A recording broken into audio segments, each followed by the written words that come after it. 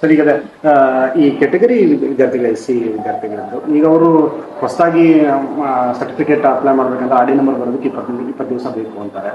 ಇದಕ್ಕೆ ಅವರು ಏನು ಹೇಳ್ತಿದ್ದಾರೆ, ಒಂದಿಷ್ಟು ಕಾಲಾವಕಾಶ ಕೊಡಿ, ಅಥವಾ ನಮಗೆ ಈಗ ಮೆನ್ಷನ್ ಮಾಡಿದ್ರ ನಂತರ ನಾವು ಇನ್ನೊಂದು ಸ್ವಲ್ಪ ದಿವಸ ನಂತರ ಕೊಡಬಹುದಾ ಅನ್ನೋಂಥ ಡೌಟ್ ಕೇಳ್ತಿದ್ದಾರೆ. ಏನು ಪರಿಹಾರ ಸರ್? ಈಗ ತಮಗೆಲ್ಲ ಗೊತ್ತಿರುವಂತೆ ಕರ್ನಾಟಕ ರಾಜ್ಯ ಸರ್ಕಾರ ಒಳ ಮೀಸಲಾತಿ ಇಂಪ್ಲಿಮೆಂಟ್ ಮಾಡಲಿಕ್ಕೆ ಸ್ಪಷ್ಟವಾದ ಆದೇಶವನ್ನು ನೀಡಿ SC A, SC B, SC C ಅಂತೇಳಿ ಸೀಟ್ ಮ್ಯಾಟ್ರಿಕ್ಸನ್ನು ಕೊಟ್ಟಿದ್ದಾರೆ. ಸೀಟ್ ಮ್ಯಾಟ್ರಿಕ್ಸ್ ಅಂದರೆ ವಿವಿಧ ಕಾಲೇಜುಗಳಲ್ಲಿ ಎಷ್ಟು ಸೀಟ್ಗಳಿರುತ್ತೆ ಅದರಲ್ಲಿ ಸರ್ಕಾರದ ಒಂದು ಮೀಸಲಾತಿ ನಿಯಮದಂತೆ SC Aಗೆ ಎಷ್ಟು ಪರ್ಸೆಂಟೇಜ್ ಸೀಟು, SC Bಗೆ ಎಷ್ಟು ಪರ್ಸೆಂಟು, SC Cಗೆ ಎಷ್ಟು ಪರ್ಸೆಂಟ್ ಅಂತ ಸೀಟನ್ನು ನಮಗೆ ಕೊಟ್ಟಿದ್ದಾರೆ. ನಾವು ಅರ್ಜಿಯನ್ನು ಪಡೆಯುವಂತಹ ಸಂದರ್ಭದಲ್ಲಿ SC ಸರ್ಟಿಫಿಕೇಟನ್ನು ಮಾತ್ರ ವಿದ್ಯಾರ್ಥಿಗಳು ಹಾಕಿದ್ರು. ಯಾಕೆಂದ್ರೆ ಅವಾಗ ABC ಅನ್ನುವಂಥದ್ದು ಇನ್ನೂ ಬಂದಿರಲಿಲ್ಲ.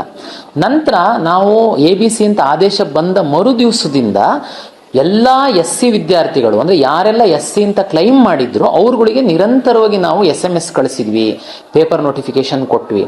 ಸುಮಾರು ಒಂದು 25,000ದಷ್ಟು ವಿದ್ಯಾರ್ಥಿಗಳು SC A, B, C ಸರ್ಟಿಫಿಕೇಟನ್ನು ತಗೊಂಡು ಅವರು RD ನಂಬರ್ ಹಾಕಿದ್ದಾರೆ.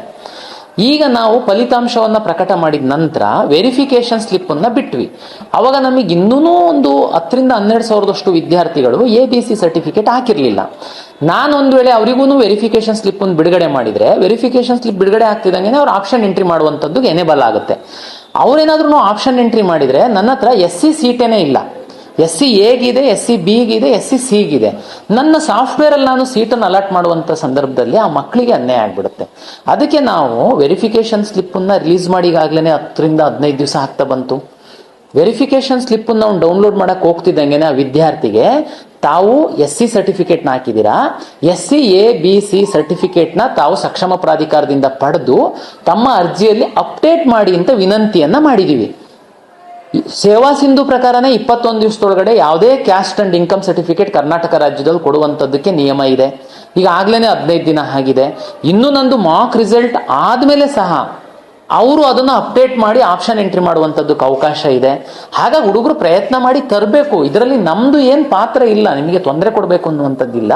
ನಿಮಗೆ ಸೀಟ್ ಅಲಾಟ್ ಮಾಡ್ಬೇಕಂತಂದ್ರೆ ನನಗೆ SC A, B, C ಬೇಕು. ಹಾಗಾಗಿ ಸಮಯ ಸಾಕಷ್ಟು ಕೊಟ್ಟಿದ್ದೀವಿ.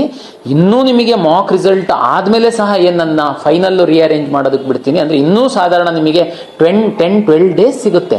ಅಲ್ಲಿಗೆ ಈಗ ಆಲ್ರೆಡಿ ನಮ್ಮದು ಅವ್ರಿಗೆ ಸಮಯ ಕೊಟ್ಟು ಎಷ್ಟೋ ತಿಂಗಳಾಗಿತ್ತು.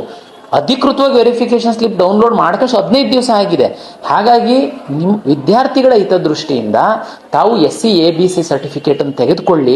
ಇದು ಕೇವಲ ಕೌನ್ಸಿಲಿಂಗಿಗೆ ಮಾತ್ರ ಅಲ್ಲ, ಮುಂದಿನ ದಿನಗಳಲ್ಲಿ ನಿಮ್ಮ ಉದ್ಯೋಗಕ್ಕೆ ಸಹ ತಾವು ಅರ್ಜಿ ಸಲ್ಲಿಸುವಂಥ ಸಂದರ್ಭದಲ್ಲಿ ಮತ್ತೊಮ್ಮೆ ಈ SC ಮತ್ತು ST ಸರ್ಟಿಫಿಕೇಟ್ ಏನಿದೆ ಒಂದ್ಸರಿ ಇಶ್ಯೂ ಮಾಡ್ತು ಅಂತಂದರೆ ಅದು ಪರ್ಮನೆಂಟ್ ಸರ್ಟಿಫಿಕೇಟ್ ಇದೆ. ಹಾಗಾಗಿ ನೀವು ಈಗ ಒಂದು ಸ್ವಲ್ಪ ಎಫರ್ಟ್ ಹಾಕಿ ಫಾಲೋ ಅಪ್ ಮಾಡಿ ಸರ್ಟಿಫಿಕೇಟನ್ನು ತಗೊಳ್ಳಿ. ನಮ್ಮ ಕೌನ್ಸಿಲಿಂಗ್ ಜೊತೆಗೆ ಭವಿಷ್ಯದಲ್ಲಿ ಸಹ ನಿಮಗೆ ಆ ಸರ್ಟಿಫಿಕೇಟು ನಿಮ್ಮ ಜೊತೆ ಇರುತ್ತೆ, ನಿಮಗೆ ಅನುಕೂಲ ಆಗುತ್ತೆ ಅನ್ನುವಂಥದ್ದು ನನ್ನ SC ವಿದ್ಯಾರ್ಥಿಗಳಿಗೆ ನನ್ನ ವಿನಂತಿ. ಸರ್, ಅವ್ರಿಗೆ ಇನ್ನೂ ಕೂಡ ಒಂದಿಷ್ಟು ಟೈಮ್ ಇದೆಯಲ್ಲ, ಈಗ ಆಪ್ಷನ್ ಎಂಟ್ರಿಗೆ ಇನ್ನೂ ಕೂಡ ಸಮಯ ಇರೋದ್ರಿಂದ ಅವ್ರು ತೆಗೆದುಕೊಳ್ಳೋದಕ್ಕೆ ಅವ್ರಿಗೆ ಸರಿಯಾದ ಸಮಯ ಸಿಗುತ್ತಾ? ನಾನೀಗಾಗಲೇ ಭಾಳ ಸ್ಪಷ್ಟವಾಗಿ ಹೇಳಿದ್ದೀನಿ. ಈಗಾಗಲೇ 15 ದಿನ ಟೈಮ್ ಕೊಟ್ಟಿದ್ದೀವಿ. ಮಾಕ್ ರಿಸಲ್ಟ್ ಆದಮೇಲೆ ಸಹ ನಾವು ಆಪ್ಷನ್ ಎಂಟ್ರಿ ರೀಅರೇಂಜ್ ಮಾಡೋದಕ್ಕೆ ಬಿಡ್ತೀವಿ.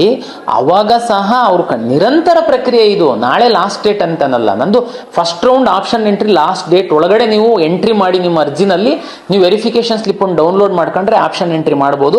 ಆಪ್ಷನ್ ಎಂಟ್ರಿ ಲಾಸ್ಟ್ ಡೇಟ್ ಆದಮೇಲೆ ನೀವು ಸರ್ಟಿಫಿಕೇಟ್ ತಗೊಂಡು ಬಂದರೆ ನಾನು ಎಲ್ಪ್ ಮಾಡೋದಕ್ಕಾಗಲ್ಲ.